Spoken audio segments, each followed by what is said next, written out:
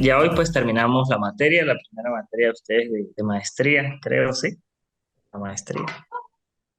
Este, y pues vamos a es un tema bastante corto que deja más hacia la parte investigativa de ustedes para la actividad que vamos a hacer. Sí, en esta actividad número 3 ustedes eh, lo vamos a trabajar como un tipo taller, ¿ok? Esto les coloqué allí, taller de trabajo. En este taller, ustedes lo que van a hacer es como varias actividades en una sola. Vamos a hablar sobre los sistemas de evaluación que se pueden aplicar en función de las competencias de un trabajador en específico. Entonces, ¿qué vamos a hacer aquí? Les leo, si en el desarrollo de lo que vamos a hablar en la clase, ustedes ven alguna duda con respecto a esta actividad, pues me la pueden ir haciendo de una vez, ¿ok? Entonces, en esta actividad deberás abordar los aspectos inherentes a los sistemas de evaluación por competencia. Te invito a realizar el taller que consiste entonces, primero, en dos cuartillas, indicar la importancia de las competencias y el quotient. ¿Ok? Esa es simplemente una parte descriptiva que es personal y en la cual cada uno de ustedes pues va a dar su punto de vista sobre cuál considera que es la importancia que tienen las competencias y el quotient, ¿ok? Eso ustedes lo van a hacer, como dice allí, en solo dos cuartillas. ¿Qué son dos cuartillas? Que es máximo 2 páginas de redacción y descripción. Eso es una parte bastante teórica. ¿Sí? Luego, ¿ustedes qué van a hacer? Allí me van a realizar, van a cargar un solo documento, van a realizar un instructivo. ¿Qué es un instructivo? Básicamente, bueno, es como un mismo instrumento de recolección de datos. Es lo que le va a hacer, lo que está haciendo Luisana también en este momento.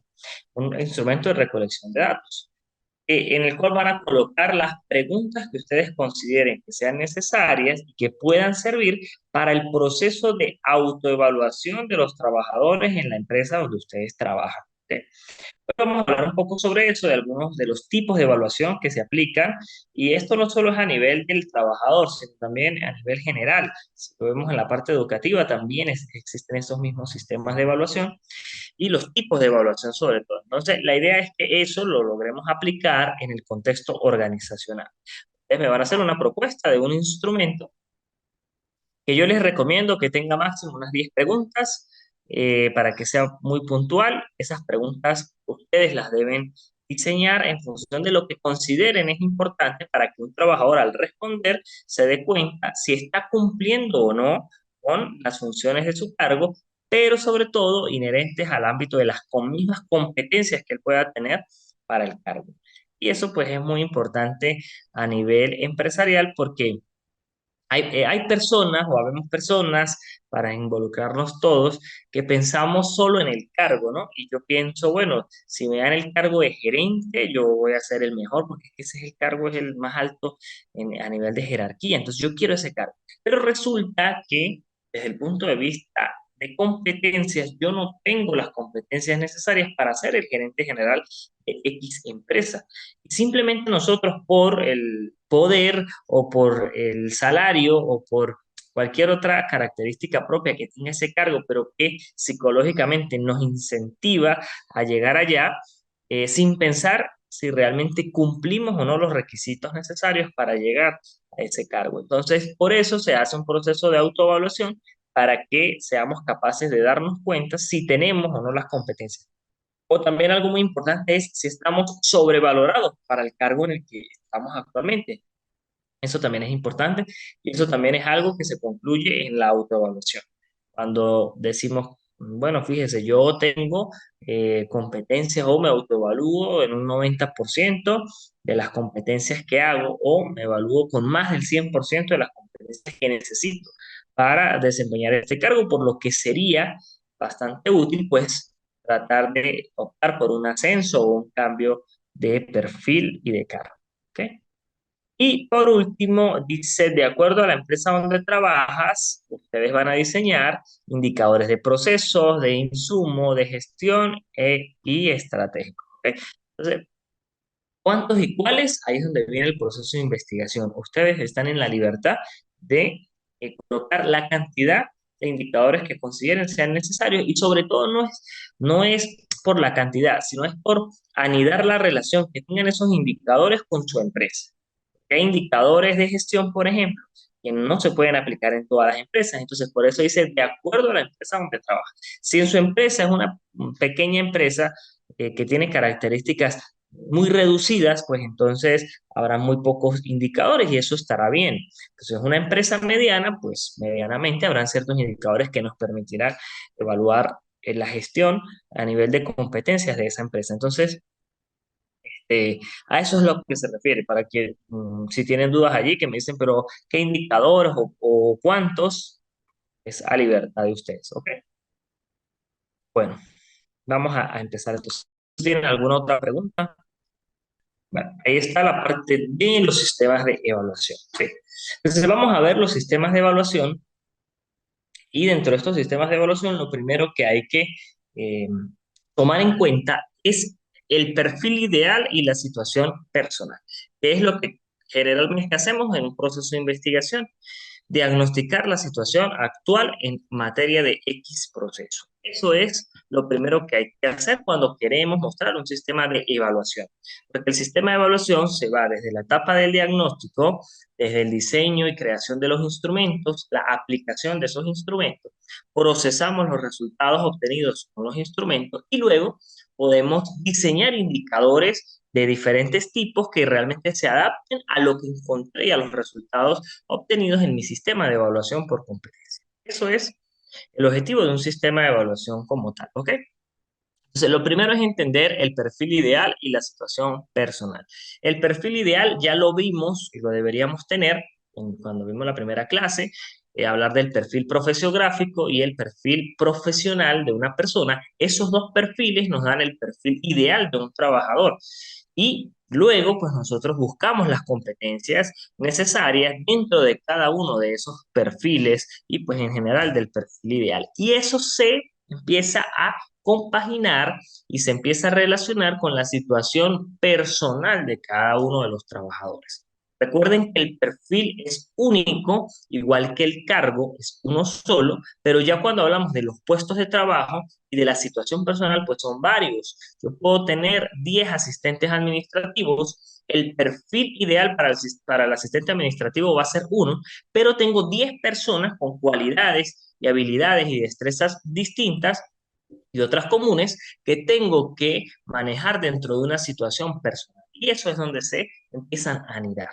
De allí se genera un gráfico que se conoce como el gráfico de brechas. ¿Ok? ¿Qué es un gráfico de brechas? Un gráfico que me va a mostrar qué tan distante está el perfil ideal de la situación personal. Y no obstante, el gráfico también me permite determinar la variación que hay en función de cada competencia. ¿Ok? Si yo tengo para mi perfil ideal 5 competencias, pues entonces, para cada una de esas competencias y de acuerdo a cada trabajador, yo valoro en función del sistema de evaluación y digo, bueno, por ejemplo, para la competencia comunicativa necesito un nivel 3 y resulta que esta persona está en nivel 5. Entonces, hay una brecha positiva porque está por encima de lo requerido. Contrario, necesito un nivel 3 y tiene un nivel 1, entonces es una brecha negativa porque está por debajo de lo requerido para ese cargo.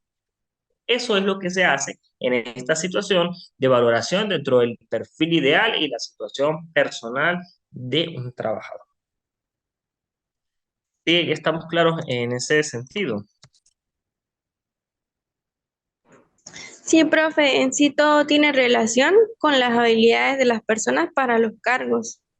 Pero en general es eso lo que yo quiero. Sí, el tipo de gráfico realmente que ustedes realicen es un gráfico genérico. Puede ser un gráfico de barras, puede ser un gráfico horizontal. Lo que sí no les recomiendo es un gráfico de torta, porque de allí no se observa de una manera pues óptima la diferencia entre las competencias y los niveles que ustedes quieran generar allí. Pero de ahí para allá realmente el gráfico puede ser o debe tener la libertad que ustedes consideren para que les muestre, pues realmente es la variación. Eso es lo que se quiere observar ahí, como la variación que hay entre lo que ustedes consideran es ideal y lo que pues la empresa realmente necesita o requiere en un momento determinado. ¿Ok?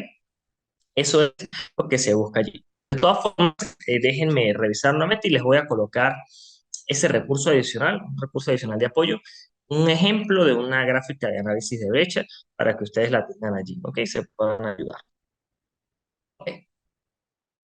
Ok. Este mismo, bueno, tenemos esa relación entre el perfil ideal y la situación personal del trabajador, pues es importante entender cómo podemos nosotros medir tres elementos fundamentales dentro de esa variación.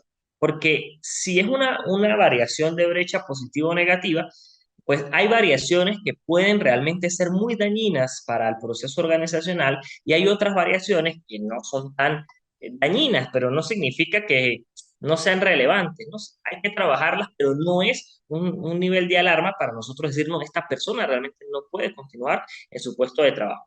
Y algo muy importante es entender que la dificultad que se presenta aquí depende es del proceso de reclutamiento y selección que se hizo al inicio, porque nosotros no podemos salir en este momento y decir, no, resulta que esta persona no sabe ni escribir, cómo ingresó a la empresa, pero ya hubo un proceso anterior de reclutamiento y selección, o sea que ellos son los responsables de que se haya generado una admisión al cargo. Por lo tanto, lo que nosotros debemos tratar de buscar aquí es mejorar profesionalmente a la persona, ¿no? Y entender de cierta manera si esa persona pues tiene ciertas competencias o no, pero no deberíamos conseguir casos tan drásticos. Eso es lo ideal. Sin embargo, por supuesto, en la práctica sí, sí se consigue, ¿no? Yo he conseguido en algunas empresas niveles bastante eh, contundentes de dificultad entre lo que, y sobre todo brechas negativas del cargo que tiene la persona con las competencias que se necesitan, ¿no? Pero la explicación real es que esa persona pues ingresó por, vamos a decir, un camino verde hacia la organización, ¿ok? No hay un proceso riguroso y óptimo en lo que es el reclutamiento y selección de la persona. Entonces, hay tres aspectos fundamentales que podemos considerar dentro de esa dificultad y dentro de esa misma brecha que existe entre la parte ideal y la parte personal, ¿no? Lo primero es la complejidad. Se abrevia así, la podemos abreviar así, COM. Entonces, ¿qué es la complejidad? La complejidad no es otra cosa el grado de dificultad de ejecución de una actividad comparada con otras del mismo puesto. Eso es un primer elemento, ¿sí? Y todos los cargos tienen un nivel de complejidad. No podemos decir, no, es que este cargo lo menosprecio porque no tiene complejidad. No, eso es falso. ¿Ok? A lo mejor no tiene la misma complejidad que otro cargo, estamos de acuerdo, pero sí hay niveles de complejidad. Para esto es importante que ustedes organicen todas las funciones que cumple una persona dentro de un cargo en específico y de allí empecemos a priorizar cuáles son las que tienen mayor grado de dificultad y cuáles son las que tienen menor grado de dificultad. Y a eso le llamaremos complejidad, ¿ok? Mientras más actividades complejas tenga un cargo, pues mayor relevancia y mayor competencia va a necesitar, ¿ok? Porque eso sí es cierto. Pero no es cierto de que ningún cargo tiene complejidad. Eso es mentira. Todos tienen un grado de complejidad dentro de sus actividades, ¿ok? Lo segundo es la consecuencia. La consecuencia no es otra cosa que el impacto que tiene la ocurrencia de un mal desempeño o mal praxis dentro de una actividad. Esa es la consecuencia. Y es ahí donde ustedes también deben tomar de las funciones y decir, ¿qué ocurre si esta persona no cumple bien X función? Y sobre todo empezamos con las de mayor complejidad. ¿Qué pasa si una persona se equivoca en esta actividad que tiene alta complejidad? ¿Qué consecuencias le trae? Entonces, si el nivel de consecuencia también es bajo, pues sabemos que no hay una repercusión muy alta en colocar a lo mejor una persona que en el momento no tenga las competencias necesarias, pero que exista un compromiso de formación para que alcance el nivel mínimo, por ejemplo, requerido. ¿Ok? Eso es lo que medimos allí. Pero si el nivel de complejidad es muy alto y eso genera una consecuencia muy alta dentro de la mala praxis que pueda tener la persona realizando una actividad, pues entonces allí sí es importante que las competencias sean las mínimas para el cargo y si no, pues hasta por encima del cargo. Eso también es muy importante allí.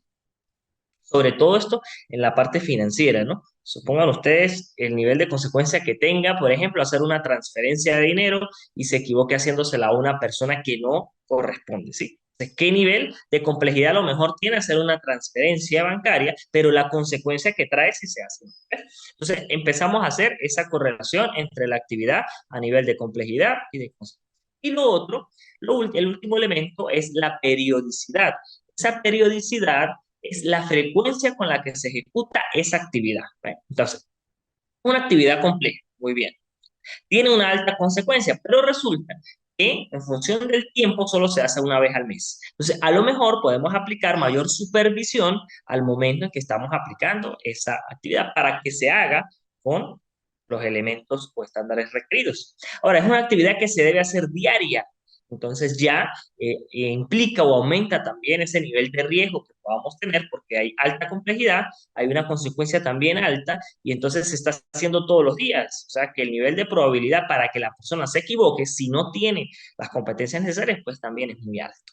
¿Okay?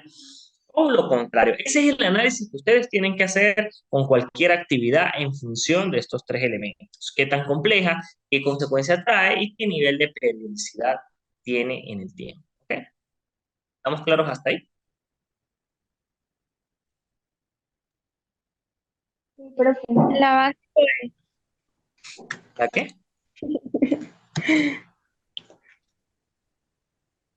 que la base en sí es la competencia.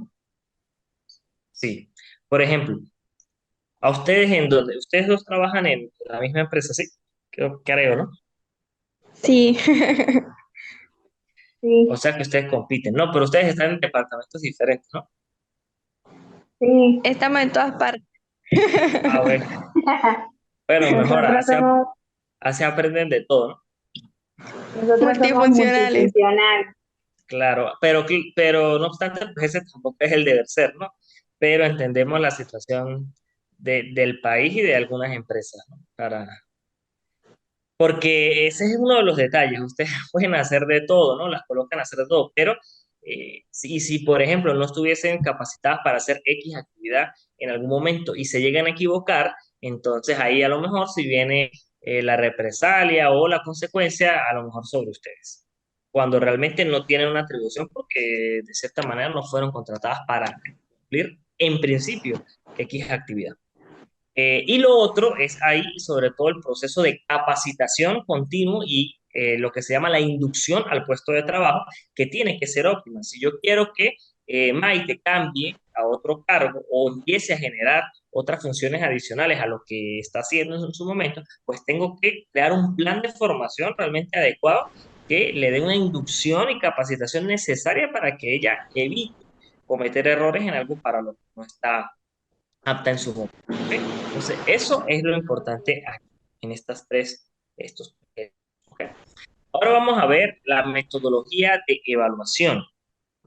Y otra cosa que les quería preguntar, aprovechando que están participando, es si a ustedes les han hecho ahí un proceso esto de evaluación, a ustedes las han evaluado.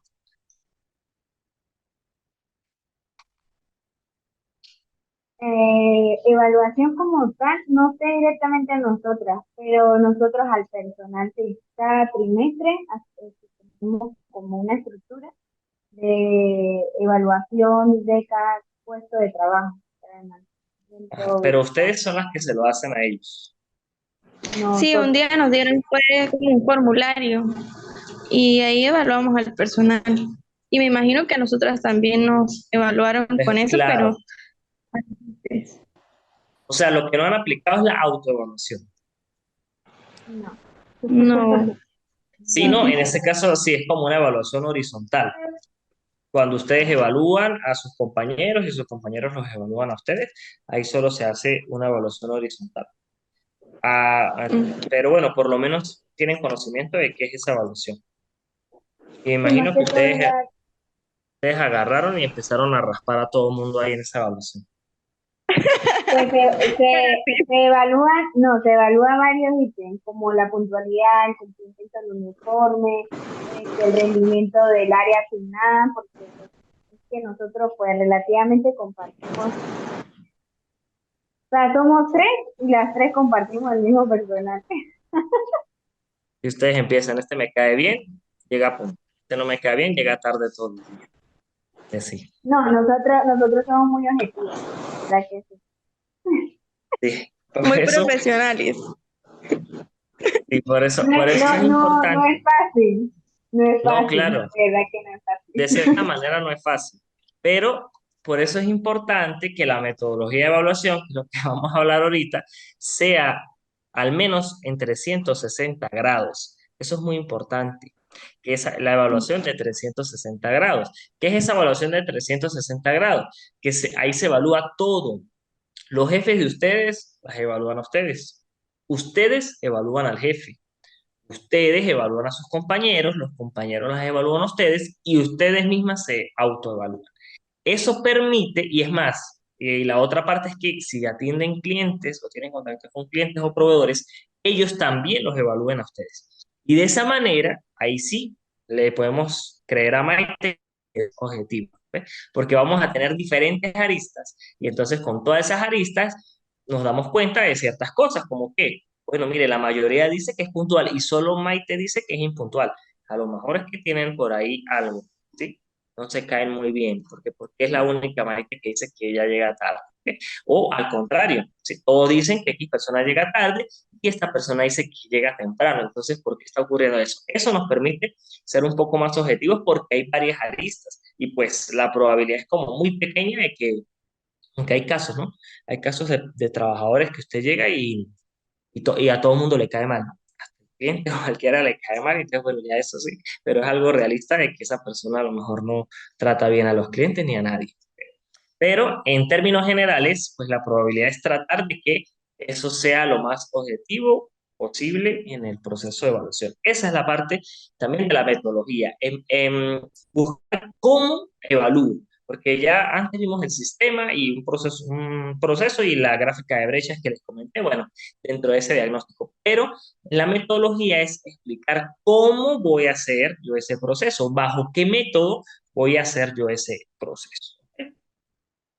Entonces, aquí tenemos algunas características principales que se deben tomar en cuenta para seleccionar el método de evaluación.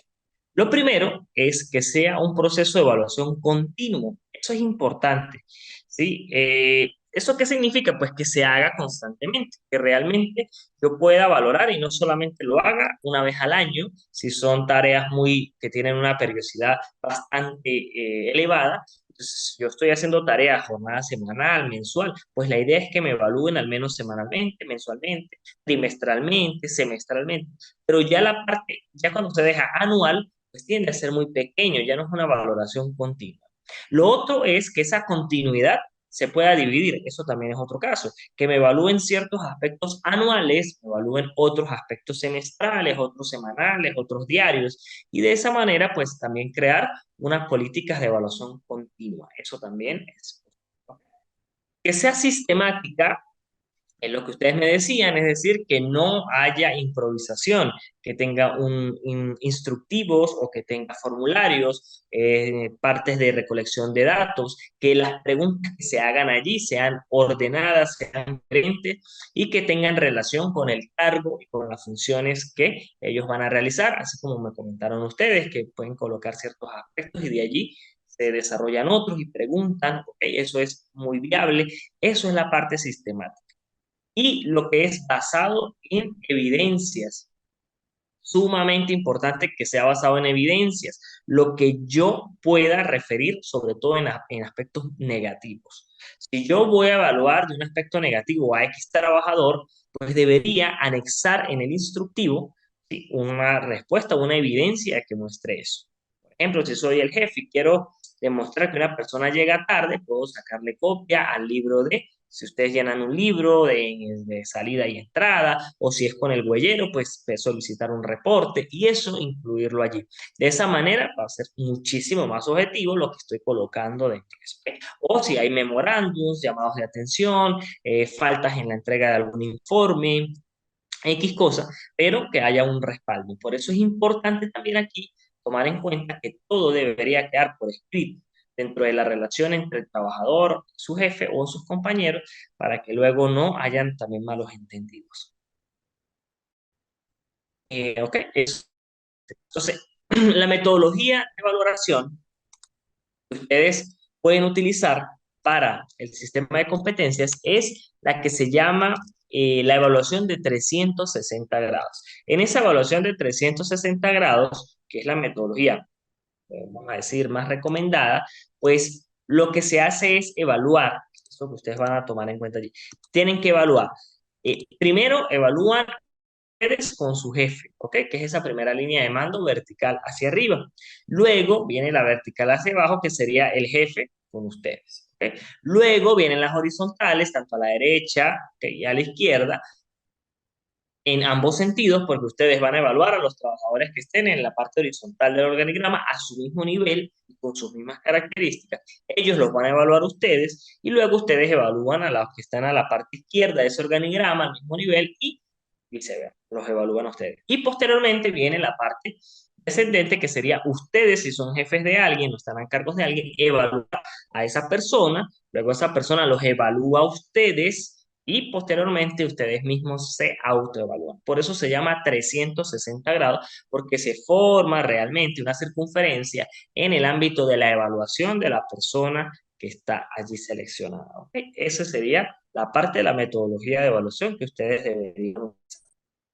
Ahora vamos en función del análisis de la coherencia de las evaluaciones. Aquí lo importante es entender los tipos de evaluación que se pueden aplicar, ¿sí? Primero, una evaluación formativa. La evaluación formativa dice que no tiene una calificación y que se utiliza antes o durante el proceso de enseñanza y aprendizaje. En este caso, ¿qué quiere decir? Para yo hacer una evaluación formativa, lo que busco es, primero, tratar de que si le expliqué algo en un momento a esta persona, luego hacerle ciertas preguntas, cierta verificación, como para comprobar que realmente esa persona está aprendiendo. Más no la voy a valorar en una escala numérica en ese momento o una escala cualitativa, no. Simplemente le asigno ciertas tareas de una complejidad baja, para ver si poco a poco esa persona va aprendiendo lo que realmente necesita. Eso es una evaluación formativa. Por eso habla así de formar a la persona con las competencias necesarias para ese cargo o para desempeñar una función en específico. Eso es una evaluación formativa. ¿Okay?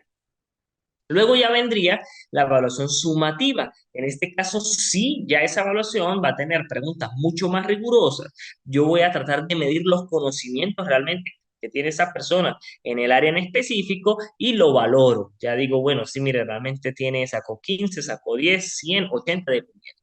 Esto se aplica desde el proceso de reclutamiento y selección, sobre todo en el reclutamiento cuando está la etapa de las pruebas de selección propiamente. Entonces, allí es importante aplicar la evaluación sumativa para medir y competir, como hacen muchas empresas, sobre todo las transnacionales, que hoy en día lo hacen hasta por internet y usted presenta eh, el examen y de allí miden ciertas competencias de ustedes, ¿ok?